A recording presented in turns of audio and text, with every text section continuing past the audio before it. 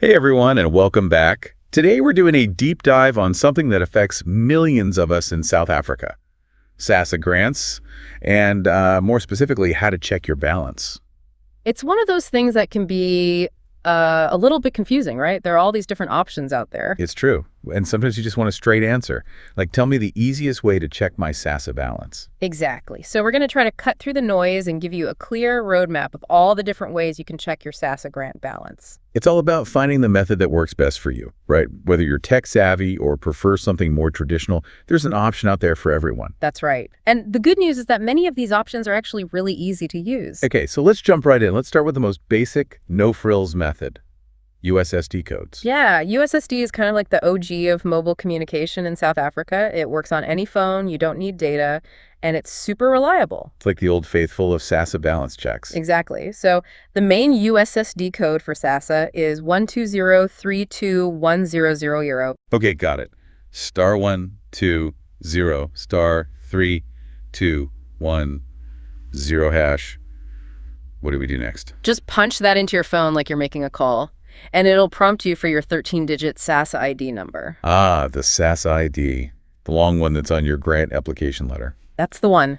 Make sure you have it handy because you'll need it for pretty much any method you choose. Okay, so I've got my phone, I've got my Sassa ID, I dial that code. What happens then? Do I have to wait for an SMS? Nope. That's the beauty of USSD. The information comes back to you immediately, right there during the call. Oh, wow, so it's like instant gratification. You got it. You'll hear your balance spoken out loud, so you don't even need to read anything. Super convenient, right? I love that. But what if, for whatever reason, that first code isn't working? Like maybe there's a network issue or something. Don't worry. They've got you covered. There's a backup code you can try. 12069277 #. Another one. Okay, so *120#69277#. So it's the same process, just a different number to dial if the first one is acting up. Exactly. It's always good to have a plan B, right? Absolutely. So we've covered USSD. It's fast, it's simple, it works on any phone. But what if you're someone who practically lives on WhatsApp? Well, for all the WhatsApp fans out there, there's a pretty cool way to check your Sassa balance without even leaving the app. Okay, this I gotta hear. It's surprisingly easy. First things first, save this number to your contacts, 020468553, and label it Sassa. So you're literally adding Sassa to your contacts list like it's one of your buddies. That's one way to think about it. Then open up a WhatsApp chat with that contact and send a message that just says Sassa, all in capital letters. If you're shouting, "Hey, Sassa, are you there?" Pretty much. Now, you won't be talking to an actual person. It's a chatbot, but it's pretty clever. A chatbot, huh? Interesting. So what happens next? The chatbot will reply with a menu of options, and you just need to reply with status, again in all caps, to request your balance. So far, so good. Anything else we need to know about this WhatsApp method? Any catches? Sometimes it might ask for some extra information to verify your identity. Things like your reference number or the mobile number linked to your grant. Hold on, you said reference number. What exactly is that? Oh, right. Your reference number is like a unique code for your Sassa application. You should find it on your grant application letter. Got it. So make sure you have that handy, just in case. So we've got USSD, we've got WhatsApp. Now I know some folks are probably thinking, there's got to be an app for this. You're right, people love apps. Now, there isn't a dedicated Sassa app, but there is a way to check your balance using your smartphone. Okay, I'm all ears. There's this app called Moya. Have you heard of it? Moya rings a bell, but I'm not super familiar with it. It's pretty cool. It's like a one-stop shop for all sorts of government services, including Sassa. Ah, so it's more than just a Sassa thing. Exactly. You can use it for a bunch of different things, but for our purposes today, you can use it to check your Sassa balance. You just download Moya from your app store, log in, and find the section for grants or balances. So it's pretty user-friendly. Yeah, they've made it fairly easy to navigate. Okay, so we've talked about USSD, WhatsApp, and the Moya app. But what about good old-fashioned websites? Is there a way to check your Sassa balance online? There has to be, right? Everything's online these days. You bet. The official Sassa website is a great resource for all things Sassa related, including checking your balance. The website address is www.sassa.gov.za. Okay, I'm making a note of that. So on the website, what do I do next? You'll need to log into your Sassa account. Once you're in, look for a tab or a section that says My Grants. It's usually pretty easy to find, and that's where you'll see all the details about your grant, including your balance. Got it. So it's all laid out pretty clearly on the website once you're logged in. Yep. They've actually done a pretty good job of making the website user-friendly. Now, while we're on the topic of checking balances, what about ATMs, when you're using your Sassa card? Oh, yeah, good point. Hmm. Can you check your balance at an ATM? You can, but there's a little caveat. It depends on the ATM. Not all ATMs are compatible with Sassa cards, so it's not a guaranteed option. So it's worth a shot, but not something you can rely on 100%. Exactly. But if you happen to be at a compatible ATM, you might see an option for a balance inquiry. And it's definitely convenient if you're already making a withdrawal. Okay, good to know. So we've covered a lot of ground already. We've got USSD, WhatsApp, the Moya app, the Sassa website, ATMs. Is there anything else? Any other ways people might check their Sassa balance? Well, there's one more that's worth mentioning. It's not directly through Sassa, but it can be really helpful. Some banks actually offer notifications when your Sassa grant is deposited into your account. Oh, really? Like a little alert on your phone saying, "Cha-ching, your grant is here." Exactly. It's not a Sassa feature itself. It's something your bank might offer as part of their services. So it's worth checking with your bank to see if that's an option for you. Cool. So it's like an extra layer of convenience. All right, so let's recap. We've got USSD, WhatsApp, the Moya app, the Sassa website, ATMs, and possibly even notifications from your bank. Wow, that's a lot of options. It is. And it just goes to show that Sassa has really tried to make it as easy as possible for people to access their information. That's true. They've definitely come a long way in terms of accessibility and giving people choices. And that's really important, especially when it comes to something as crucial as managing your finances. But just knowing your balance is just the first step. It's like having a map, but not knowing where you want to go. That's such a great point. You've got the map, you know how much is in your account, but what's next? How do you make that money work for you? Exactly. And that's what we're going to explore in the next part of this deep dive. We're going to talk about some strategies for managing your Sassa grant wisely and making the most of those hard-earned funds. I'm looking forward to it. There's some really great advice in the source material you provided, stuff that can really make a difference in people's lives. Okay, so stay tuned, everyone. We're about to get into the nitty-gritty of making your Sassa grant work for you.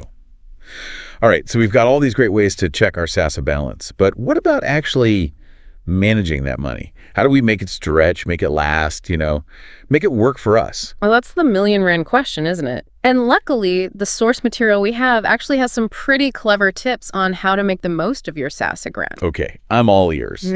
Because let's face it, every rand counts, right? Absolutely. And one of the first things that jumped out at me was this idea of aligning your spending with the Sassa grant disbursement cycle. The what now? I'm not sure I follow. So think about it this way. Sassa grants are paid out on specific days each month, right? So instead of trying to make your money last the whole month, what if you planned your major expenses around those payment dates? I see. So like if you know your rent is due on the 5th and your grant comes in on the 1st, you can just set that money aside right away. Yeah. Exactly. It's about working with the system, not against it. And it can really help you avoid those stressful situations where you're short on cash or having to borrow money. That makes a lot of sense. It's like planning your financial journey around those Sassa milestones. All right, what else have we got? Another thing the source material emphasized was the importance of understanding your spending habits. It sounds basic, but a lot of people don't actually know where their money goes each month. It's true. It's easy to lose track, especially with all the little expenses here and there. Yeah, those little things can really add up. So the suggestion is to actually track your spending for a month or two. You can do it the old-fashioned way with a pen and paper, use an app, or even just jot things down in your phone's notes, whatever works for you. So it's like keeping a money diary, huh? What kind of things are you looking for when you're tracking? You're looking for patterns, basically. Where are your biggest expenses? Are there any areas where you could maybe cut back a little, maybe those daily trips to the Sassa shop or buying airtime every few days? Those little leaks in the budget. Got to plug them up. Exactly. And that brings us to another classic budgeting tip, but one that's super relevant for Sassa grants. Prioritizing needs versus wants. Yeah, I've heard that one before. But I think it's especially important when you're working with a limited income, right? Absolutely. Every rand has to have a purpose. So it's about being really mindful of what you're spending on. Needs are the essentials: food, housing, transport, healthcare.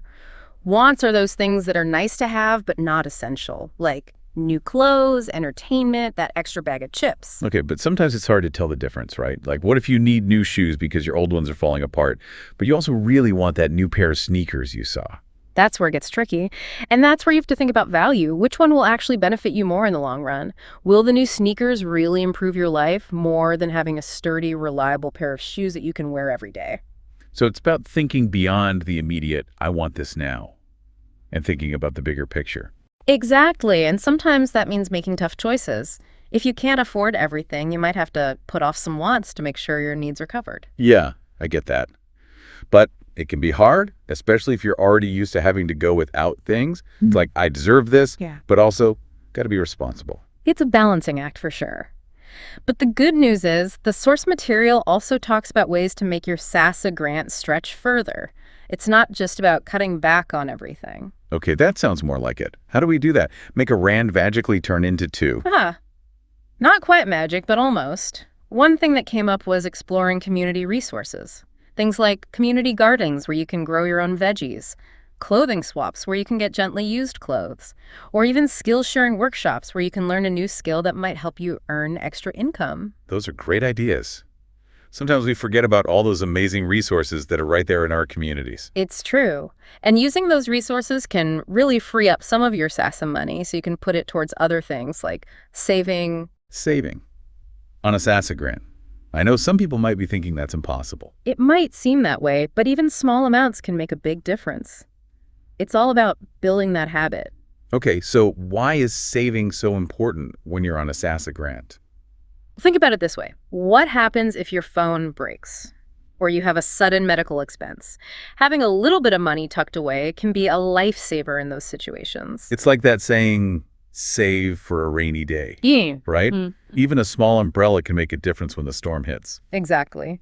And there's some creative ways to save, even on a Sassa grant. One strategy is called roundup saving. Roundup saving? What's that? So every time you buy something, you round the amount up to the nearest R10 or R100 and put that extra change into a separate savings account. So if I buy bread for R17, I put R3 into savings. Yep. It might not seem like much, but it adds up over time. It's a painless way to save without even thinking about it. I like that. What other saving strategies are there? Well, have you ever heard of stockfuls? Of course. Stockfuls are everywhere. Yeah. But how can a stockful help with saving? Well, a stockful is basically a group savings club. Everyone chips in a set amount regularly, and then they take turns getting the lump sum. It's a great way to stay motivated and reach your savings goals together. So it's like having a built-in support system for your savings. I love that. Right, and it really taps into that spirit of community and helping each other out, which is so strong in South Africa. Okay, here's another tip from the source material that I thought was really interesting. Don't be afraid to negotiate. Negotiate? What do you mean? Well, think about things like your rent, your electricity bill, even the price of things at the market. Sometimes there's room to negotiate, especially if you're honest about your situation. I never thought about negotiating for things like that. It feels kind of awkward. I know it can seem daunting, but it's really just about being polite, respectful, and explaining your situation clearly. You might be surprised at how often people are willing to work with you. Wow, that's empowering. It's like taking control and not just accepting things as they are. Exactly. And finally, the source material stresses the importance of staying informed about any changes to Sassa grants or policies. Why is that so important? It's not like the rules change every day, right? They don't change constantly, but they do change from time to time. The eligibility requirements might be adjusted, payment dates could shift, or new programs might be introduced. Okay, so how do we stay updated on all that? The best place to check is the official Sassa website. They usually announce any changes there. You can also follow them on social media or contact your local Sassa office. It's like anything else, got to stay informed to make the best decisions. All right, so we've talked about aligning our spending, understanding our habits, prioritizing needs versus wants, exploring community resources, saving, negotiating, and staying informed. That's a lot to take in. But I think the key takeaway here is that managing your Sassa grant wisely is totally doable. It just takes a little bit of planning and effort. And it's not just about surviving, it's about thriving, right? It's about using this money as a stepping stone to build a better future. Couldn't have said it better myself. You know, it's fascinating to think about how all of this, on an individual level, can actually have a ripple effect on the bigger picture. Ripple effect? What do you mean? It's like those little drops of water creating bigger and bigger waves, right? Exactly. When individuals are empowered to take control of their finances, it doesn't just benefit them, it benefits their families, their communities, and ultimately the whole country. It's pretty amazing to think that something as simple as knowing how to check your Sassa balance and making smart choices with your money can contribute to something so much bigger. It really is. It's like a chain reaction of positive change. And as we wrap up this deep dive into the world of Sassa grants, you know what keeps coming back to me? It's not just about getting by. It's about thriving. I love that. It's about using these resources, these tips, these strategies to create a better life for yourself and those around you. Absolutely. And I think the fact that there are so many different ways to check your balance really highlights that. Whether you're someone who loves technology or prefers something more traditional, there's a method out there for you. It's all about choice. It's like having a toolbox full of different tools, and you can pick the one that works best for you. Exactly. And once you have that knowledge, the understanding of your financial situation, it opens up all these possibilities. And those possibilities are what we've been exploring in this deep dive. From stretching your Sassa grant to tapping into community resources to the importance of saving and planning for the future. It's about shifting your mindset, from scarcity to abundance. Even when resources are limited, there's always a way to make things work. And that shift in mindset can be so powerful. It's about realizing that you have more control over your finances than you might think. That's so true. And for anyone listening out there who's on this journey of understanding and managing their Sassa grant, I hope this deep dive has been helpful and insightful, maybe even a little inspiring. Me too. And I think the biggest takeaway is this. Knowing your balance is just the starting point. It's what you do with that knowledge, the choices you make, the actions you take that will ultimately determine your financial well-being. So well said. And never forget that you're not alone in this. There's a whole community out there, a network of support and resources ready to help you along the way. Don't be afraid to ask questions and learn from others. Exactly. We're all in this together. So until next time, keep learning, keep exploring, keep diving deep.